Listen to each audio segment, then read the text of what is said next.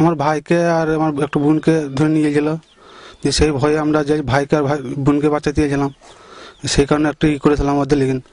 তাই থানাতে পয়সা খুঁইন বড়বাবুর সাথে সাঁট করিয়ে একবারে টাকা খেয়ে চার্জশিট থেকে বাদ দিয়ে দিয়েছে ওকে। একটু মনে ইসলাম আর আনালকে বাদ দিয়েছে। ওদের বিচার তো আমরা চাই, একদম দেয় না সে বিচার লিখুন। ওদের যত করেছে মনিরুল ইসলাম আর ওর ঘরের মাটায় করেছে আমার বাপ চাচা দেখেন, করুণ শেখকে, ধানু শেখকে, তুরুক শেখকে, যত মনিরুল ইসলাম সব কিছুই ওই মেন।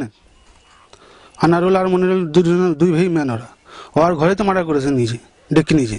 আমার বাপকে খুন করেছে, আমার দুটো চাচাকে খুন করেছে। সাঁইতে বললো যে আমি 3টিকে পায়ে দলিন খুন করেছি, তাই তো কি বিচার নাই?